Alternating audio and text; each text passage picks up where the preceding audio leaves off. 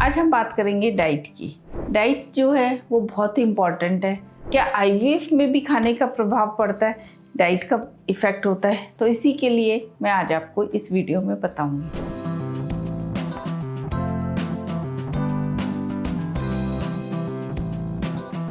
Hello, मैं doctor Nishi, senior IVF specialist from prime IVF. आजकल diet के बारे में बहुत बातें की जा रही हैं। जो आयुर्वेद है उसमें बताया जा रहा है कि जैसे अगर आप तामसिक भोजन, नॉनवेज मतलब गर्म तासीर वाला खाना खाते हैं तो आपको गुस्सा ज़्यादा आता है, एंजाइटी होती है, आप सो नहीं पाते। इसी तरह से अगर आप सात्विक भोजन लेते हैं तो आपके विचार शुद्ध होते हैं, आप अपनी एक लाइफ को अलग ढंग से जीते हैं। सबसे इम्पॉर्टेंट है कि हमें क्या चीज़ें खाने में अवॉइड करनी चाहिए जब आप कंसीव करने की कोशिश कर रहे होते हैं या फिर आईवीएफ करा रहे होते हैं। अगर आप नॉनवेज खाते हैं तो कुछ ऐसे नॉनवेज हैं जैसे कि अंडर कुक्ड होते हैं, वो आपको अवॉइड करने चाहिए। जैसे कच्चा अंडा है, रॉ एग है, या फिर अनकुक्ड चिकन है, सुशी है। ये सब चीज़ें आपको अपने भोजन में नहीं लेनी चाहिए क्योंकि इनमें इन्फेक्शन है। मैंने देखा एक पेशेंट कच्चा अंडा दूध में डाल के ले रहा था। इसके बाद मैंने उसको आईवीएफ किया और उसको इतना सीवियर इन्फेक्शन हुआ आईवीएफ के बाद, क्योंकि वो दवाइयाँ भी ले रहा था, साथ में उसकी हैबिट थी कि वो कच्चा अंडा दूध में डाल के पीता था कि ये प्रोटीन है और ये मेरे बॉडी को पहले बहुत फ़ायदा कर रहा था। पर जैसे ही उसने आईवीएफ कराया तो उसके अर्टिक एरिया शुरू हो गया, ईचिंग शुरू हो गई पूरी बॉडी में। तो हमेशा ऐसे अंडर कुक्ड फूड को आपको अवॉइड करना चाहिए। इसके अलावा कुछ पॉइजनस, जो मरकरी से पॉइजनस फिश होती है, उनको आपको अपनी डाइट में नहीं शामिल करना है जब भी आप इनफर्टिलिटी का ट्रीटमेंट कराने जाएं। जंक फूड, जिनके बारे में आजकल बहुत ज़्यादा बात करी जाती है, जैसे कि पिज़्ज़ा है या फिर आपका बर्गर है या ब्रेड है, ये सब मैदा से बनी हुई चीज़ें होती हैं।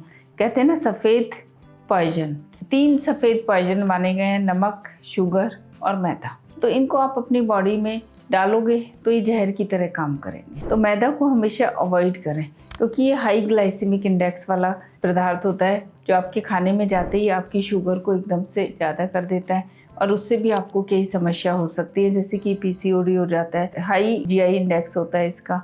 तो ये आपकी बॉडी पे एकदम से शुगर जब हाई करता है तो आपके हार्मोन्स को डिस्ट्रॉय कर देता है, आपके हार्मोन्स इम्बैलेंस हो जाते हैं, आपको शुगर की, थायराइड की, इन सब की बीमारी होने की संभावना हो जाती है और इससे आपकी इनफर्टिलिटी बढ़ जाती है। इसके बाद बहुत ज़्यादा तला भुना खाना, जैसे कि आपके समोसे हैं, पराठा है, कोलेस्ट्रॉल हाई हो जाता है उनसे, तो इन सब चीज़ों को भी अवॉइड करें। सबसे एंड में मैं आपको बताऊंगी कि जो अधिकतर चाय या कॉफ़ी, वो काफ़ी मात्रा में कई लोग पीते हैं, 10-10, 12-12 कप कॉफ़ी पी जाते हैं, उसमें कैफ़ीन होता है जो कि आपकी इनफर्टिलिटी को बढ़ावा देगा। तो आप हमेशा डाइट में इन सब चीज़ों को भी ख़त्म करें, कम करें। मेरा मतलब है कि जैसे आप अल्कोहल है, स्मोकिंग है, इन सब का भी परहेज करें।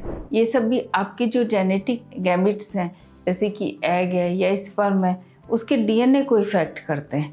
आपका डीएफआई बहुत ज़्यादा बढ़ जाता है अगर आप स्मोकिंग करते हैं, ड्रिंक करते हैं, तम्बाकू लेते हैं। तो अपनी डाइट से इन सब चीज़ों का परहेज करें। तो मैंने आपको डाइट के बारे में काफ़ी कुछ डिटेल में बताया है। आपको इससे भी संबंधित कोई क्वेश्चन है तो आप मुझे ईमेल कर सकते हैं या सजेशन बॉक्स पे जाके पूछ सकते हैं।